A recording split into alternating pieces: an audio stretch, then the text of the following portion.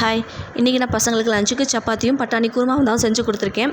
இப்போ இந்த பட்டாணி குருமாவை நைட்டே 4 கிலோ பட்டாணி எடுத்து 2 தடவை கழுவி ஊற வச்சுட்டேன். இப்போ இதை செய்கிறதுக்கு ஒரு குக்கரில் 4 ஸ்பூன் அளவுக்கு கடலெண்ணெய் சேர்த்து 1/2 ஸ்பூன் சோம்பு, ஒரு பிரிஞ்சி இலை, கொஞ்சம் கல்பாசி சேர்த்து நல்லா பொரிய விட்டதுக்கப்புறம் 2 பெரிய வெங்காயம், 3 பச்சை மிளகா, கொஞ்சம் கருவேப்பிலை எல்லாத்தையும் சேர்த்து நல்லா வதக்கி எடுத்துக்கோங்க.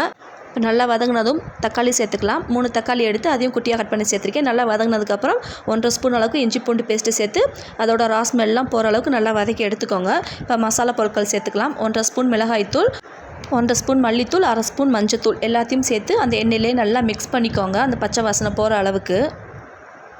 இப்போ இந்த அளவுக்கு நல்லா மிக்ஸ் ஆனதும் நம்ம ஊற வச்சுருக்கிற பட்டாணி சேர்த்துக்கலாம். இப்போ பட்டாணி சேர்த்து நல்லா மிக்ஸ் பண்ணிக்கோங்க. இப்போ இந்த குழம்புக்கு தேவையான அளவுக்கு உப்பு சேர்த்துக்கோங்க. இப்போ இந்த குழம்பு நல்லா கொதிக்கிறதுக்குள்ளே இதுக்கு தேங்காய் பேஸ்ட் ஒன்று ரெடி பண்ணிக்கலாம். மிக்ஸி ஜாரில் 1/4 மூடி அளவுக்கு தேங்காய், 2 ஏலக்காய், 4 கிராம்பு, ஒரு சின்ன துண்டு பட்டை, 1/2 ஸ்பூன் சோம்பு எல்லாத்தையும் சேர்த்து நல்லா நைஸ் பேஸ்ட்டாக அரைச்சி எடுத்துக்கோங்க. இப்போ இந்த குழம்பு இந்த அளவுக்கு கொதிச்சிட்ருக்கு. இப்போ நல்லா கொதிச்சதுக்கப்புறம் நம்ம அரைச்சி வச்சுருக்க தேங்காய் பேஸ்ட்டையும் சேர்த்துக்கலாம். தேங்காய் பேஸ்ட்டை சேர்த்து நல்லா மிக்ஸ் பண்ணிக்கோங்க. மிக்ஸ் பண்ணிவிட்டு இந்த குழம்புக்கு தேவையான அளவுக்கு தண்ணி சேர்த்துக்கோங்க. நான் இன்றைக்கி சப்பாத்திக்கு சைட் டிஷ்ஷாக இந்த அளவுக்கு தண்ணி சேர்த்துருக்கேன். உங்களுக்கு இன்னும் தண்ணி அதிகமாக, குழம்பு அதிகமாக தேவைன்னா அதிகமாக சேர்த்துக்கலாம். இப்போ குக்கர் மூடி போட்டு 4 விசில் விட்டு எடுத்துக்கோங்க.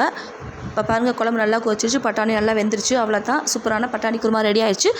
ஃபைனலாக மல்லித்தலை தூவிக்கோங்க. அவ்வளோதான், சப்பாத்திக்கு சாப்பிட்டா சூப்பராக இருக்கும். வீட்டில் ட்ரை பண்ணி பார்த்துட்டு